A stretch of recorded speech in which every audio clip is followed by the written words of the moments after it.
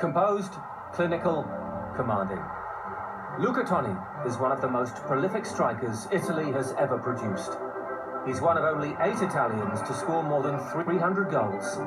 And at 38, he's still going strong.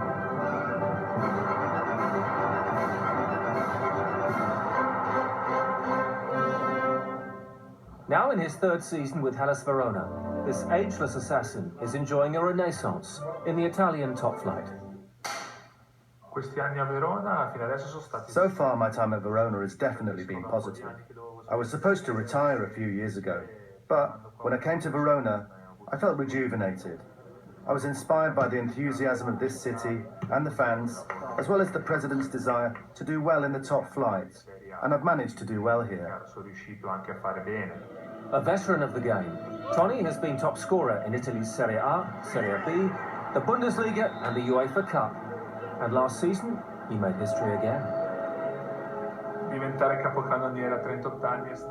Becoming top scorer at 38 was like the cherry on top of the cake for my career.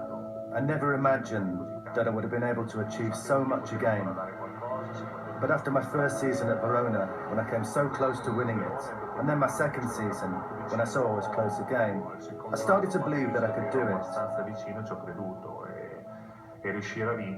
When I actually won it, it was a wonderful feeling that I shared with my teammates. It was another record in my career, and I think it'll be hard to break.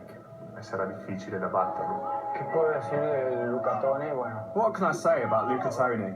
Well, he's a great player and very important to that league. He's been top scorer in Italy's Serie A, and I think that speaks for itself when it comes to the qualities of Luca Toni. Toni has blazed a goal trail with some of Europe's biggest clubs, but it wasn't until a move to Sicily at age 26 that he made his real breakthrough. President Zamparini convinced me to go to Palermo. Despite the club being in Serie B, I was sure that I could make a difference and help Palermo get promoted to Serie A. And it was the right choice because that was my breakthrough. Toni's 30 goals that season led Palermo to promotion and earned the striker his first Italian cap, as well as a new celebration. I came up with this celebration in Palermo at a dinner with friends. One of them asked me how beautiful something was. He said, "Did you see how beautiful it is? Did you see these beautiful things? It's a gesture that I liked." And I said, "If I score on Sunday, I'll do it." And I did. From then on, I began to do it every time I scored.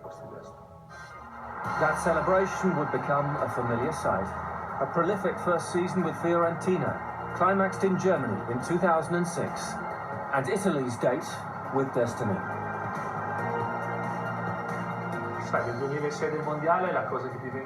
If I think about the 2006 World Cup, the first thing that I remember is how shimmering the trophy was when we first saw it.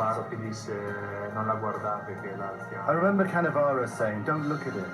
We lifted above our heads at the end of the match." And I remember all the people who were waiting for us when we arrived in Rome, celebrating our victory, the enthusiasm of the Italians, even those who were in Germany.